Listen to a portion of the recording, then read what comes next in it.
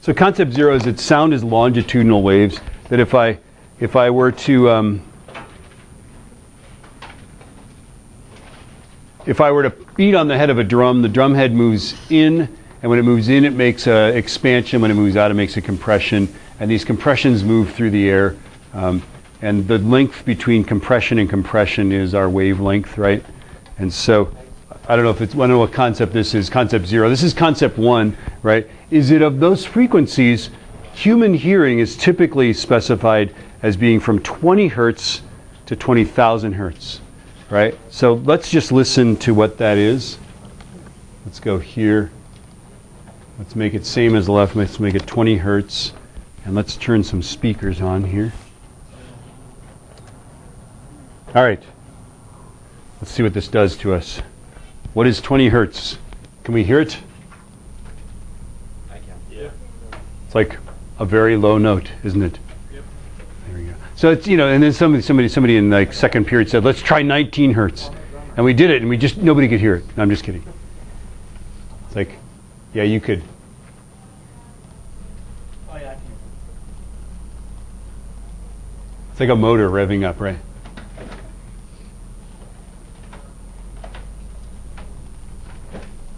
Let's go up to 40 hertz, an octave.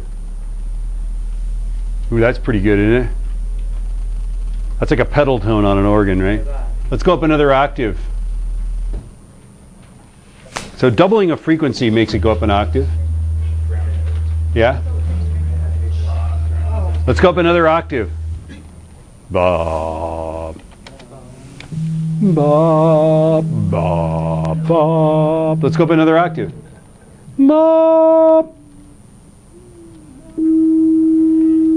Bob. We're getting out of what I can sing. The next one I don't think I can sing. Anybody sing that? No. No guys can there. I tried last period, it hurt. There you go, somebody's got it. Yeah. Yeah, no problem. A little falsetto, but yeah, there it is, right? Okay.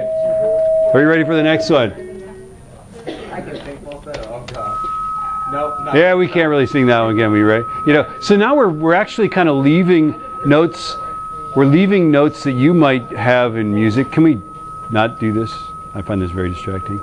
Okay, we're leaving notes behind that you could put in music, and we're heading off into like techno music or something like that. Yes, sir. Have you seen that video of the guy who can sing like the highest note ever? No. By a man? Oh, it's pretty crazy. Did he sing that high? I don't know, maybe. Higher than that. Oh, this is scary. Okay, now, let's just keep going.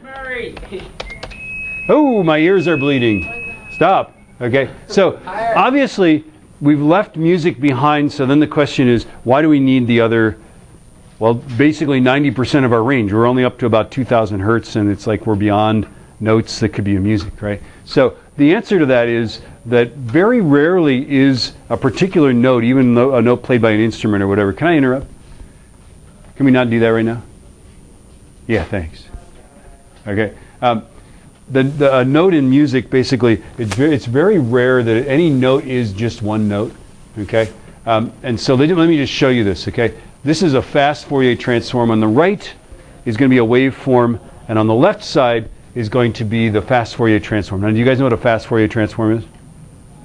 Okay, a fast Fourier transform is faster than the regular Fourier transform, right? That's why it's called a fast Fourier. No. The Fourier theorem says, do you guys know does anybody know what an infinite series is? Taylor's series, any of these things? Nobody knows. Okay. So, anyway, what it says is that if we have a wave that's not a pure sine wave, it can be represented. Like this wave is, it goes up, it goes down, it goes wiggle, it goes up, it goes down, it goes wiggle, right? Like that. That wave is not a sine wave, but it repeats itself, and any repeating wave can be made by adding an infinite number of sine waves together, right? Now, specifically, what this fast Fourier transform is telling us is that it's mostly this note here, but it's some of that note, not as much of this note, but kind of a lot of this note, relatively speaking, right? These pure tones. So let me just demonstrate this. And of course, these things are the overtones here. Let me make a note that has very few overtones. There we go. Okay. What the Fourier transform is telling us is that it's almost all that frequency, right? In fact, you can go in here and it'll tell you what the frequency is. It's about 287 hertz. There we go. That's what I was singing, right? Okay. Now, let's go back to here. Doo. Now let's add a little E to it, right? Because doo doesn't really project. So if you're singing in a choir, you've got to put a little E in that thing, right? Doo. Well, hey, adding that brassiness to the sound is adding these little overtones, that much of those overtones. Notice how they're evenly spaced. Do you suppose this is first harmonic, second, third, fourth harmonic of my vocal cords? Holy crazy, right? You know? Okay. Now let's sing ah. Ah is not so simple. Seems like a simple tone, right? But it's not really so simple. Ah. Ooh, look at that. How about E? E. How about shh? Here we go. Right. That's kind of like what do they call it? It's not white noise. It's like blue noise. It's more high frequency, right? You know, pink noise is like a lot like surf is like a lot of low frequencies, right? Okay, let's try this guy.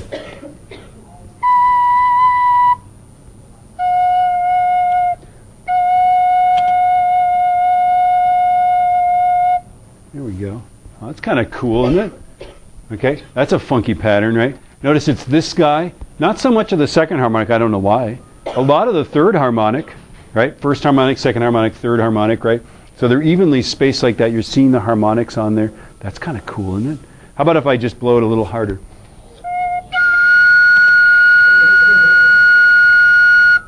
Here we go. First harmonic, second harmonic. That's weird though. Why doesn't it? You think it would do the other ones?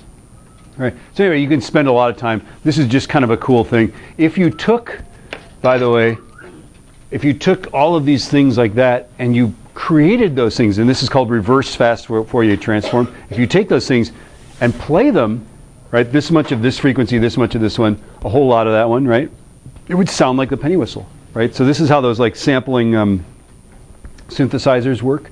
They sample it, they just do a little math on it, and then they can recreate that timbre, right? These overtones are why your Stradivarius, why your violin doesn't sound as good as the Stradivarius. Right?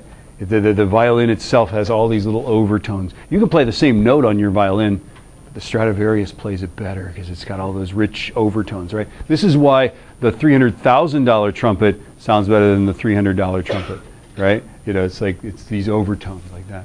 Okay, anyway, there we have it. And I could spend way more time on that, but I'd rather light things on fire. So let's keep going. Let's move forward here, okay? On fuego. There we go. Okay, so blah, blah, blah. We showed you that. Show it with harmonics on a guitar. Showed you with a penny whistle. It's better with a penny whistle. Okay, and then this is the speed of sound.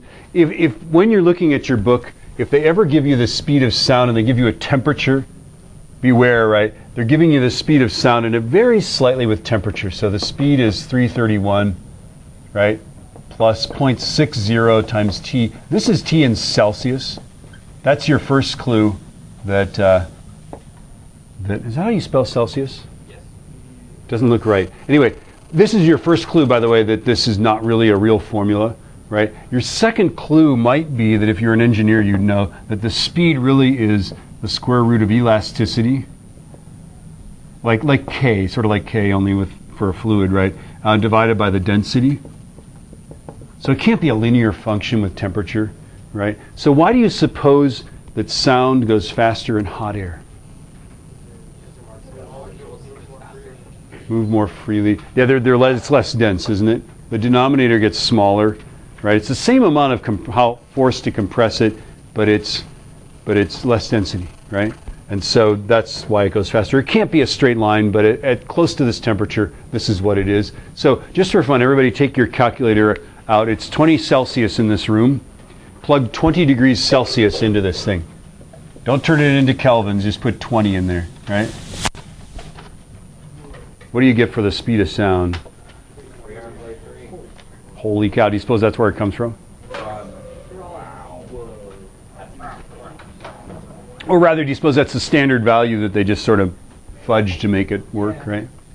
Yeah. So obviously 0.6 times 20 is 12 plus 331 is... There you go. That's enough of that, isn't it? So just in your problems, just be careful